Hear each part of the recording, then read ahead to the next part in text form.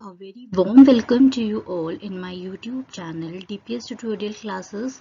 This is Divya and you are at the right place if you want to know about the science of class 8. If you like this video then please hit the bell icon and subscribe to my YouTube channel. Class 8 में जो हमारा first chapter था that was crop production and management. Last की class में वो chapter हमारा finish हो गया था. आज से हम अपना नेक्स्ट चैप्टर स्टार्ट करते हैं जो क्लास 8 का सेकेंड चैप्टर है दैट इज माइक्रो ऑर्गेनिज्म.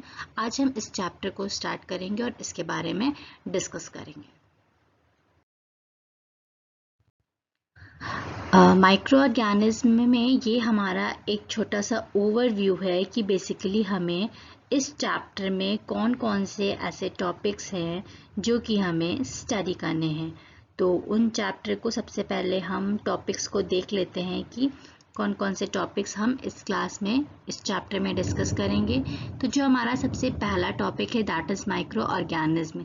सबसे पहले हम जानेंगे माइक्रो ऑर्गेनिज्म होती क्या है.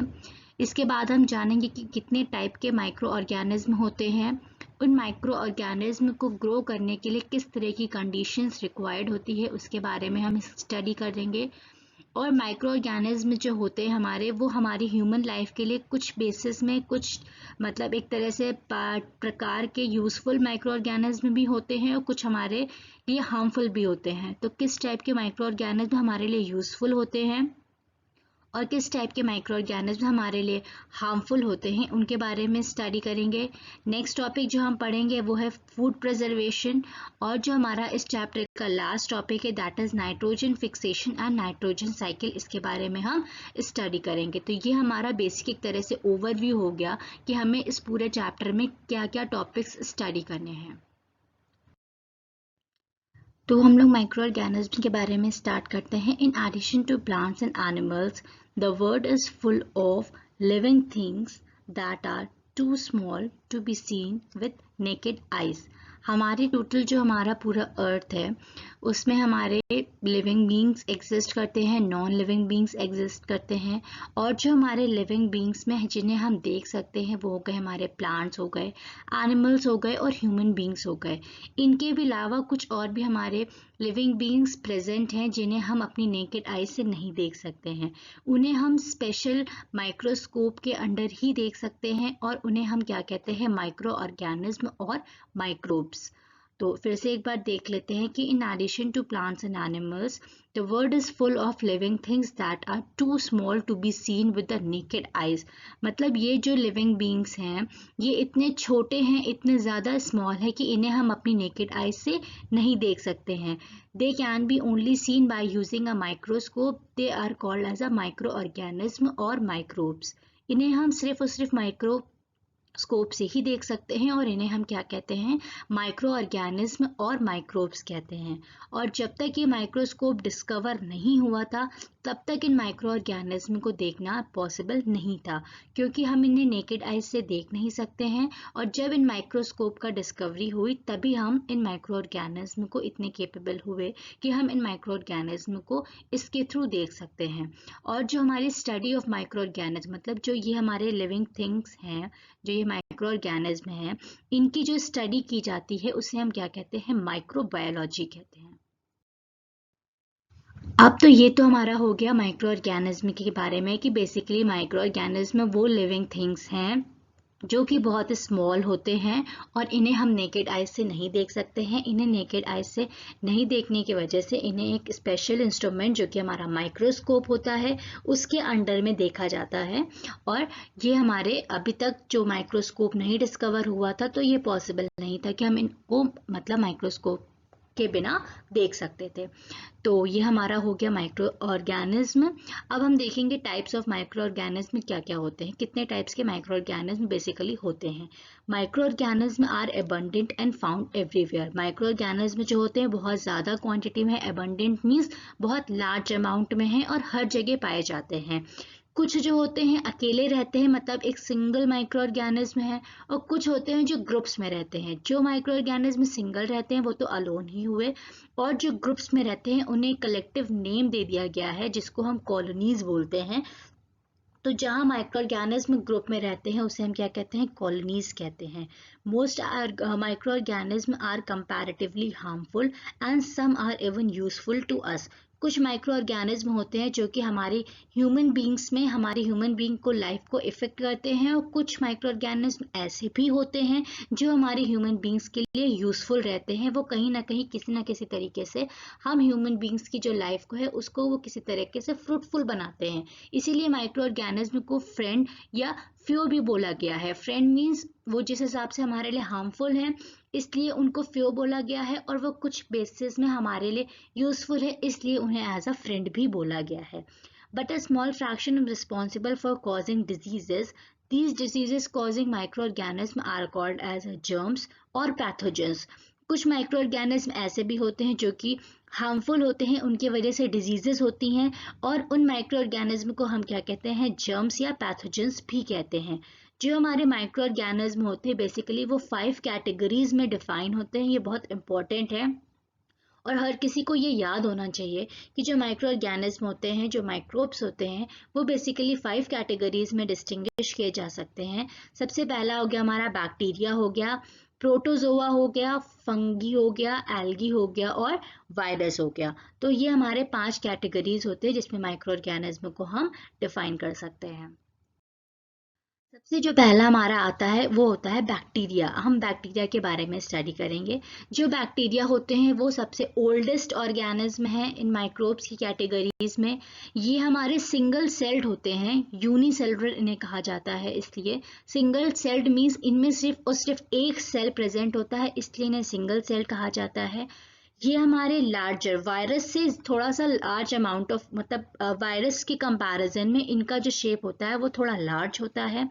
ये हमारे हर जगह पाए जाते हैं, एयर हो गया, वाटर हो गया, सॉयल हो गया, या लिविंग बींग्स की बॉडीज में हर जगह ये प्रेजेंट होते हैं, और they are found in different shapes. इनका जो शेप्स होता है जैसा कि आप ये देख सकते हैं जो डायग्राम बना हुआ है, इसमें बेसिकली जो हमारा एग्जाम्पल्स में कंसीडर किया है वो खाली 4 शेप कंसीडर किए गए हैं।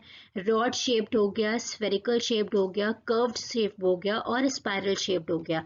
इसके अलावा भी और भी बहुत सारे शेप्स होते हैं जो कि जिसमें जिस प्रकार के मतलब जो बैक्टीरियाज होते हैं वो डिफरेंट शेप्स में होते हैं।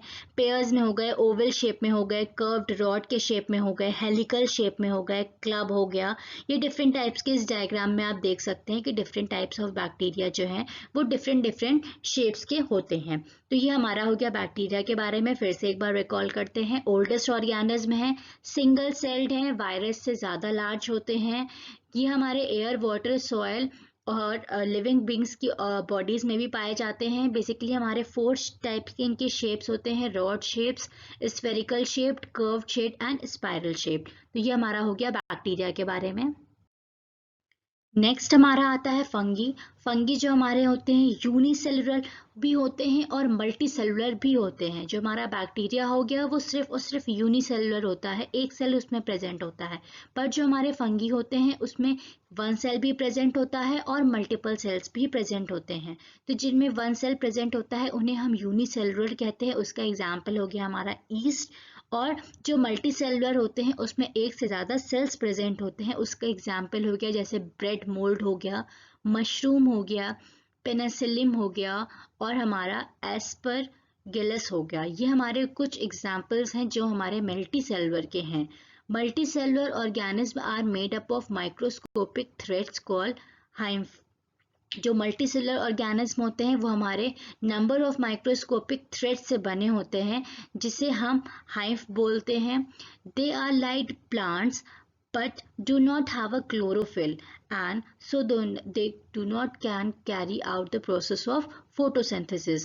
ये हमारे प्लांट्स की तरह ही होते हैं, जैसा कि आप ये साइड में डायग्राम बना है देख सकते हैं। इनका जो बेसिकली शेप्स है वो बेसिकली प्लांट की तरह ही होता है, बट इसमें क्लोरोफिल की क्वांटिटी प्रेजेंट नहीं होती है, इसलिए ये जो हमारे होते हैं इसमें फोटोसिंथेसिस की प्रोसेस कैरी आउट नहीं हो सकती है।